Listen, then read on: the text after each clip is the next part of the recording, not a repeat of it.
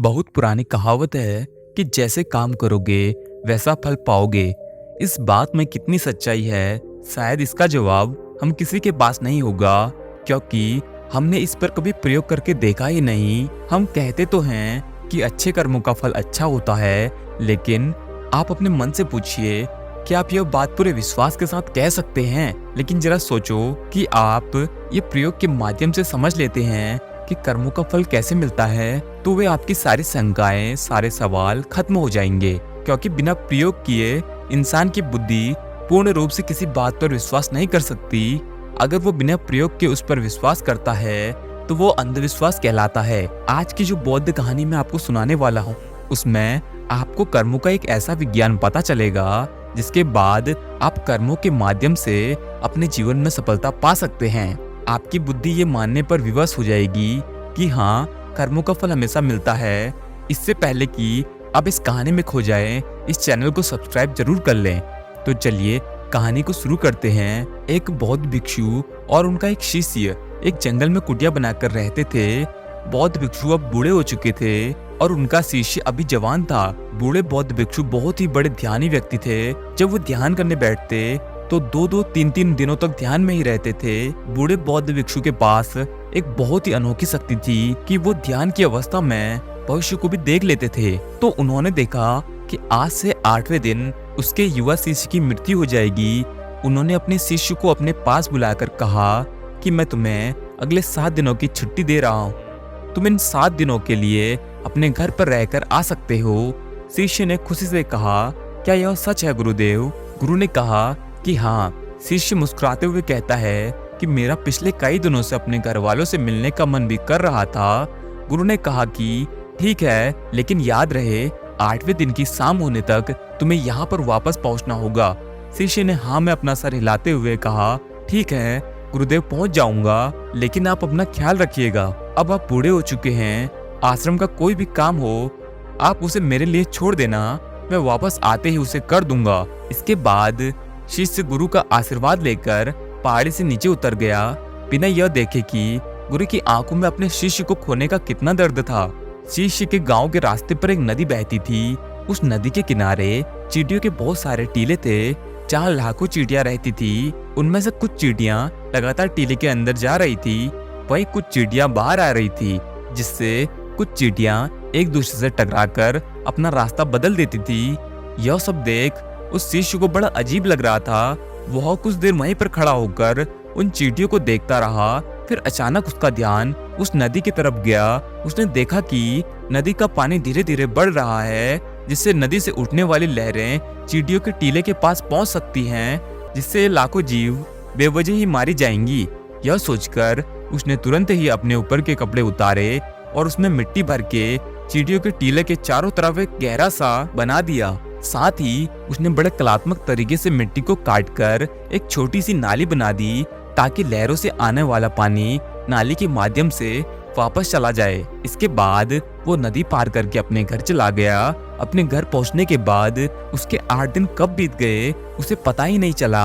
8वें दिन उसे याद आया कि आज शाम तो गुरुजी ने आश्रम में वापस लौटने का आदेश दिया था। उसने उसी रात अगली सुबह आश्रम के लिए निकलने की सारी तैयारी कर ली थी। सुबह होते ही वो आश्रम के लिए निकल पड़ा। उसे उम्मीद थी कि शाम होने से पहले वो आश्रम पहुंच जाएगा। शाम हो चुकी थी। यहाँ गुरुदेव आश्रम में बैठे बैठे यह सोच रहे थे कि आज तो 9वां दिन है, अब तक मेरा शिष्य इस दुनिया को छोड़ चुका होगा।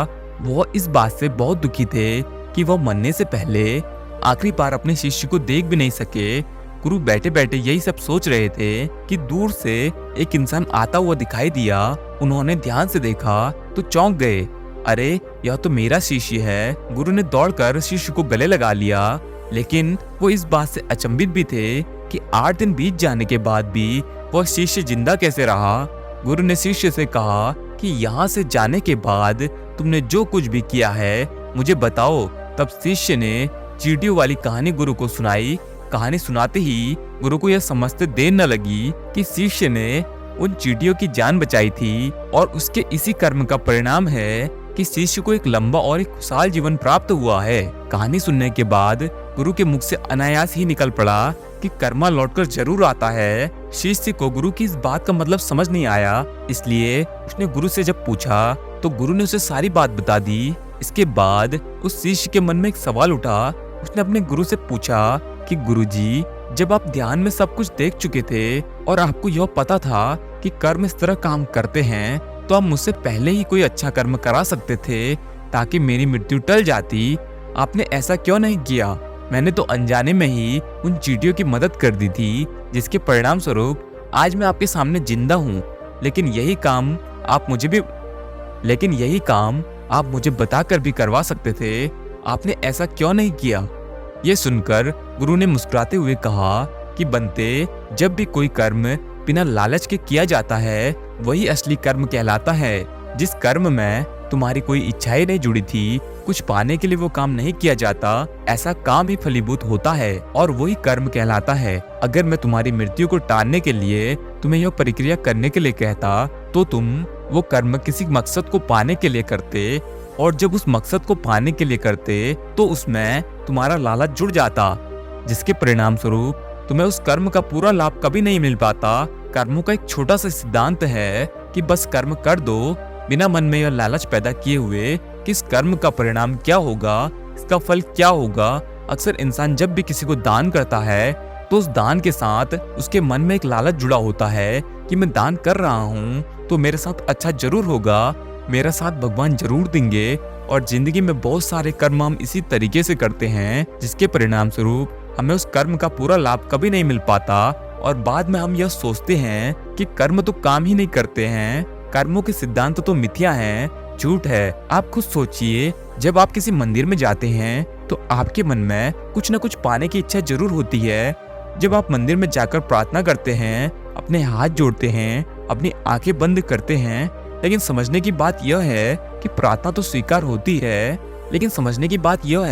प्रार्थना तो वही स्वीकार होती है जो मौन रूप से की जाती है, जिसमें आपके मन में कोई भी इच्छा नहीं उठती और आप प्रभु को धन्यवाद करते हैं उन सभी चीजों के लिए जो उन्होंने आपको दी है। इंसान को मंदिर में भिखारी बन के नहीं, राजा बन के जाना चाहिए, ताकि आप मूल भाव से परमात्मा का धन्यवाद कर सके। लेकिन ऐसा प्रयोग करना थोड़ा कठिन है।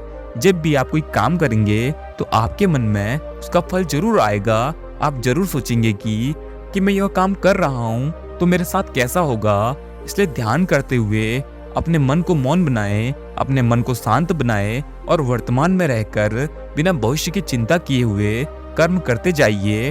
आपको फल जरूर मिलेगा, लेकिन आपको उस फल के बारे में सोचने की जरूरत नहीं है, वरना तो आप गलत दिशा में फंस जाएंगे।